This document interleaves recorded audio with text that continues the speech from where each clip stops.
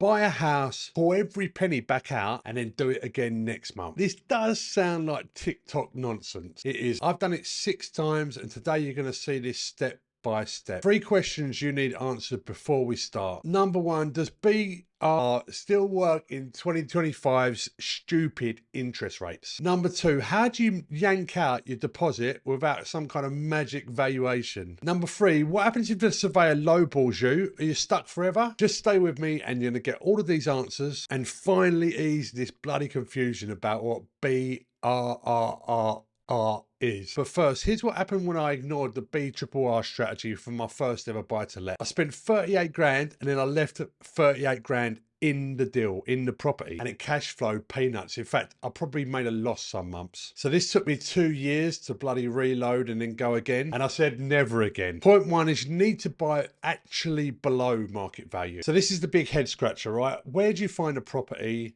that is actually discounted enough to find the equity to make this happen? So I grabbed my first property pre-auction, my second property in auction, and every other property after that, including those for my investors through building up relationships. If it says 120 on the Rightmove listing, I'm going to get it for 90, maybe less. So yes, the majority of properties sold in the UK are done on places like Super and Rightmove. A percentage is off market, but it isn't really about analysing deals that are stuck on the Rightmove listings. Well, at least that's where it starts, but it ends somewhere else. The other day I purchased a property probate. Divorce is obviously the way that you can get motivated sellers. The list is never ending and you need to be inventive, because if you're just scraping through Rightmove data, then you're not going to get very far. And in real terms, it takes around 20 to 30 properties before one of the BRRRR deals gets accepted. That's not to mention how many don't stack. So when you start putting in the numbers and the time it takes to analyse each deal and do thorough due diligence, you start to see why people go and buy them through Dealsort. Point number 2, you've got to refurb and then revalue. Let's get one thing clear, right? The surveyor is not your mate. So you have to engineer the numbers to make it stack. So when they check the comparable evidence, when you've uplifted the value of your distressed property to a refurbished property, and they ask you how much you believe your property is now worth post refurb, they're going to save themselves the time of going away honestly and doing all of that due diligence, because it's logical that that property will be worth X amount in that particular area. Remember, valuers typically value 5 properties per day, but if you go in there with a stupid number, then you're likely to be downvalued. And bear in mind, these are a small group of valuers, and if they come back to your property or another property, they're not going to hold you in very high esteem, so just be wary. The point with BRRRR is that you need to know the end value. It needs to be super accurate. Now, this video isn't long enough for me to go into how exactly I determine the end value, but if you want to read the RICS Red Book, the Royal Institute of Chartered Surveyors, it's around 260 pages of a pure headache. There are many more factors than the training providers in the UK like to admit, probably because they don't know. But the standard metric is that it's within as close a distance as possible, typically within 1/4 mile from the front door of your property, and a property that is like for like, meaning if yours is a semi-detached, the other property has to be a semi-detached. But if yours has got a massive double garage and the other one hasn't, then it's not a like for like, is it? Other things like conservatories, swimming pools, ponds can actually downgrade the value. They don't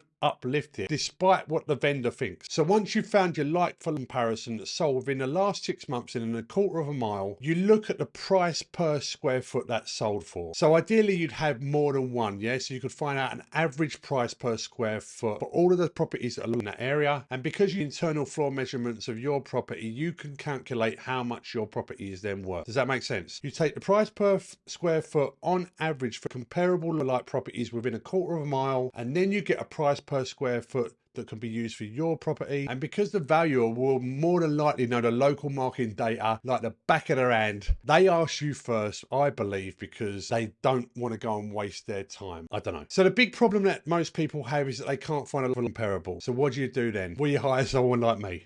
One piece of bad advice, I believe, is what the UK property investor trainers say, and that's to take a little comparison book to give to the valuer. Now, I think this is the quickest way to piss people off. They're out. They know what they're looking for, and they do not need some novice property investor shoving data down their throat, insulting their intelligence. These are the Royal Institute of Chartered Surveyors. Point number 3, repeat without spinning plates. So how do you queue up the next deal when the banks are still processing the refinance money for the last one? There's loads of ways that you can do loads of the things I've mentioned already, and this is no exception. You could, in theory, line up a bridge in principle. That means a decision has been made in principle to give you bridging finance to purchase a property. So let's recap. You've got to buy cheap, dramatically below market value. You've got to force the value up of the property. You're going to pull out your cash. You're going to line up the next plate. Now, this sounds simple, but in reality, it's not very easy. But look, it is perfectly repeatable. Now, I don't want to say that this is an end-to-end training video. It definitely is not. We haven't mentioned stress testing. What are you going to do when you lease the property? Regulations if you're choosing a HMO, maybe even a social housing provider, insurances, taxes. Biggest point, biggest lie on social media about this free house aspect is that yes, you can pull 100% of your money out. So if the end value is 200 grand, the banks give you 75% loan to value, meaning they give you 150 grand, and all of your costs added up to 150 grand. That would be a perfect all money out deal. Take your money onto the next property. However, they are like fairy dust. And if you're a novice person and you haven't made the mistakes and you haven't built the relationships, it's pretty much impossible, or there or thereabouts. It's difficult. The most normal thing that new people do is they get a little bit too confident and overly excited about the end value. Now, when I determine my end value, I'm always conservative. This is a really popular thing in training providers, but no one tells you how conservative to be. And honestly, in my experience, that depends. In some cases, I've knocked 25 grand off of what I expect the end value to be. In other cases, just £5,000. So if I do get a down valuation, then it's not the end of the world. I've been conservative, my investors are happy. Now, the exciting bit is, so what do you do, right, if you're leaving money in the deal for every BRRRR deal? It's not so much of a recycle system, is it? Well, it is, because there's ways to mitigate this, and I'm going to talk about that on the next video, where you can talk about how you overcome this issue. Because look, I've got all of my properties. I've got 100% of my money back that I started with. In fact, I've actually got about £80,000 more in my bank account. So yes, you can get free houses, but it's a strategy for building the portfolio that comes next.